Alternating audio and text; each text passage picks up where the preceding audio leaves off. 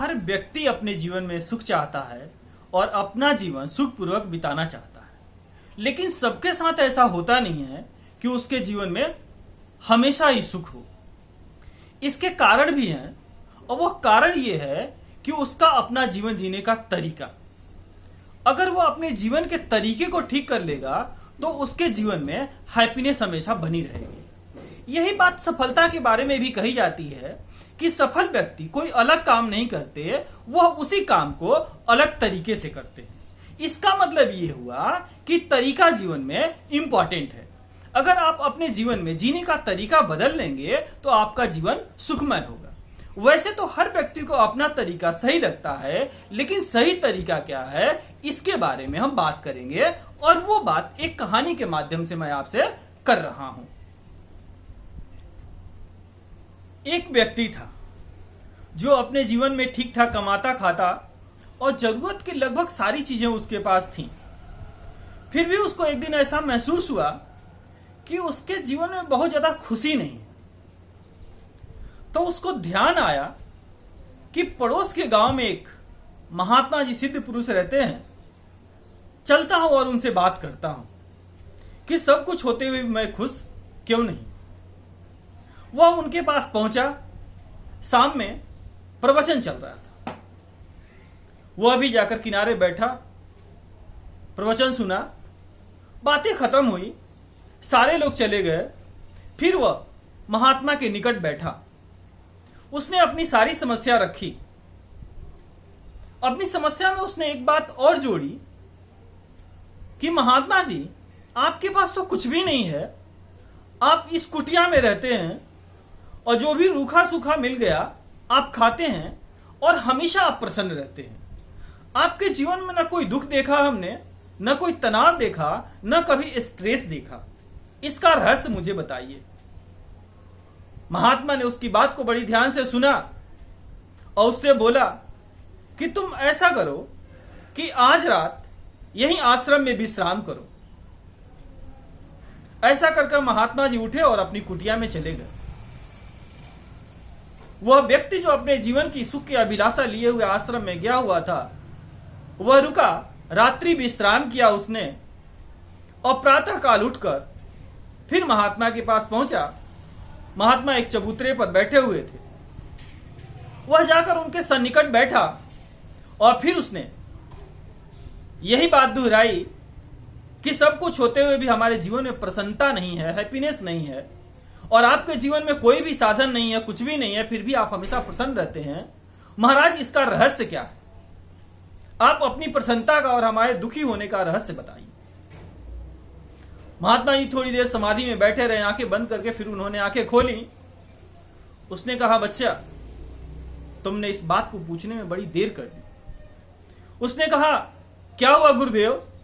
कहे तुम्हारे जीवन के केवल 1 हफ्ते ही बचे हुए हैं, अर्थात पूरे 7 दिन ही तेरा जीवन है। तू अगर पहले पूछता तो कुछ बात होती, काम होता। अब 7 दिनों में तू क्या कर लेगा? जा और 7 दिनों को जी। तेरे जीवन के 7 दिन ही हैं। ऐसा सुनकर उसको एक झटका सा लगा। फिर भी महात्मा की बात सुनकर वह उठा और फिर घर को चल दिया। रास्ते में जाते हुए उसके मन में विचार आया कि अब हमारे जीवन के 7 ही दिन हैं, तो क्यों नहीं इस 7 दिन को मैं हंसी खुशी और प्रेम के संग बिताऊं। ऐसा विचार मन में करता हुआ वह चला। रास्ते से उसने बच्चों के लिए कुछ फल, टॉफी और मिठाइयां खरीदी और बड़ा प्रसन्न चित्त से घर को पहुंचा कि अब जीवन में 7 ही दिन। बच्चों से बड़े प्यार से बात की, पत्नी से बड़े प्यार से बात की, घर परिवार के लोगों से भी बड़ा अच्छे से बात किया। घर परिवार के लोग देखकर थोड़े से सशंकित हुए कि इसके व्यवहार में इतना बड़ा परिवर्तन कैसे।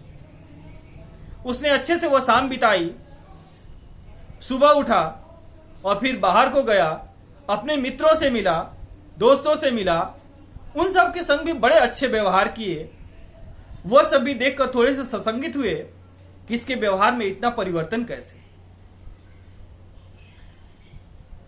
फिर तीसरे दिन वो सोकर उठा, उसके मन में ख्याल आया कि क्यों नहीं अब जीवन के 7 ही दिन में से 2 दिन चले गए, आज तीसरा दिन चला जाने वाला है, अपने संबंधियों से भी जाकर मिले आऊं। तो वो तीसरे दिन अपने संबंधियों के यहां निकला, जो कभी जीवन में कुछ भी लेकर उनके यहां नहीं गया। रास्ते में उसने फल खरीदी, मिठाइयां खरीदी और अपने संबंधी के यहां पहुंच गया। उसके संबंधियों ने भी देखा कि बहुत अच्छे फल और मिठाइयां लेकर ये आया है और बड़े ही अच्छे तरीके से बात और व्यवहार कर रहा है और बड़ा प्रसन्न भी है। सबको देखकर थोड़ा सा आश्चर्य मिश्रित खुशी हुई और वह वहां पर अपने जीवन के फिर और 2 दिन बिता। इस तरीके से उसने अपने जीवन के 5 दिन बिता लिए हंसी खुशी। फिर वहां से वह आया कि चलो अब 2 दिन और अपने परिवार के संग बिताते।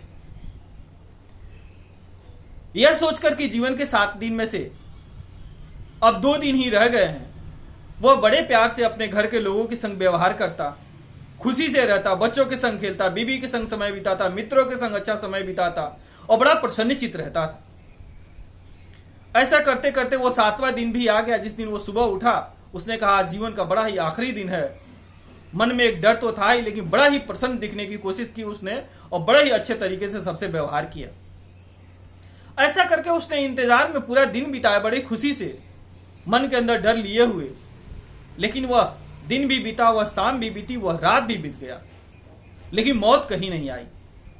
वह जिंदा रहा। अगले दिन सुबह उठा, फिर उसको गुरुजी का ध्यान आया। उसने कहा गुरुजी का वचन कभी झूठा नहीं हो सकता।